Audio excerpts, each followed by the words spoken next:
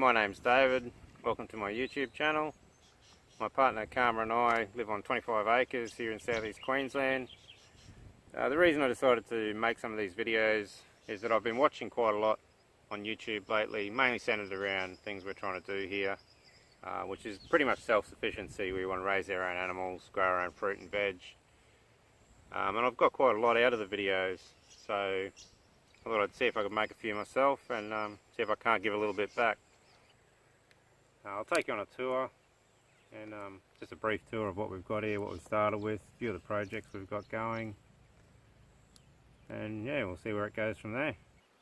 Hopefully this will give you a bit of an overview of a couple of the things that we've got happening here.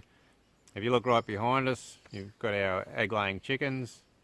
We keep them in 50 metres of electric poultry netting, and we just move them around every couple of days or so. Ideally we'd probably move them every day, but we just don't have the time to be doing that at the moment, so we leave them in an area until we think they've worked it hard enough, and then we move them on. They've only got a little A-frame as shelter at the moment. I'll take you up and show you the mobile chicken coop that I'm working on at the moment.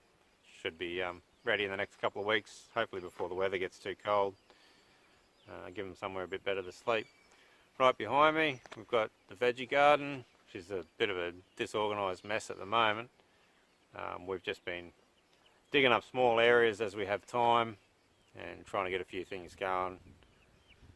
We're sort of just coming into the winter season here, so some of the summer season veggies behind us probably won't do real good, but we're giving them a go anyway. Over to the side we've got our two pigs. They're in just a small enclosure while we train them to the electric fence. Once we're confident that they won't go through that electric wire, we're going to move them over to some scrubland over here. We've got a bit of lantana in the gullies and stuff around here. And I've read a few reports of people having success in dealing with lantana by using pigs. The pigs are supposed to dig the lantana out by the roots. We'll see how the experiment goes. I have heard reports that they won't touch it. Most of what I hear sort of tends to think that they'll dig it out and help control it. So stay tuned, I guess. We'll see how they go.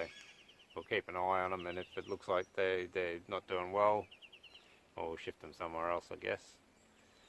But that's about it for this area anyway. One of the first things we did when we moved here was we started planting some fruit trees.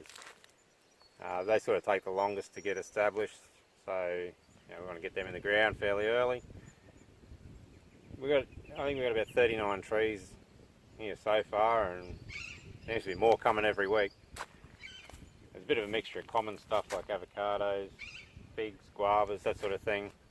A fair bit of uncommon stuff too, a bit of Australian bush tucker, and just some exotic fruits that we wanted to see if we could grow here. You can see we've left a lot of the native trees here for the time being. We just wanted to give the trees a bit of cover while they grew, got themselves established, and then we'll sort of thin them out and it'll just become a fruit orchard. But for now, this is what it looks like. So this is the beginning of the mobile chicken coop. It's going to be built on just an old box trailer. We can drag it around wherever we want it. It's got an automatic solar powered door that'll open and close at set times every day. The idea behind that is that once the chickens are in at night, the door's closed, and then they're basically predator proof. Even if anything breaks through the electric wire netting at night, they won't be able to get in to the chicken coop. Another benefit of that is also we're hoping that might keep the rooster a bit quieter in the morning. We'll let him out at about 7 o'clock in the morning. Hopefully he'll stay quiet until then while he's locked inside here. It'll have automatic waterers on it, some sort of automatic feeder. I'm not quite sure on the design for that yet. And nest boxes on the side. That's about it really. It's pretty simple, but hopefully it'll do the job. These are our two native Australian stingless beehives. another little hobby of ours. We make these little hive boxes up ourselves. They're pretty basic construction. They're just basically 3 empty boxes. There's not much to them. They're really good pollinators, the Australian native bees, so they'll pollinate most of your fruit crops, veggie crops, stuff like that. You do harvest honey from them. A good healthy hive will probably get you about 1 kilo of honey a year, but that's about it. So honey production is not their main use. It's mainly for pollination, and they're just something interesting to have around, something that we like. We've got 4 hives so far, 2 different species, and we hope to expand on that a little bit.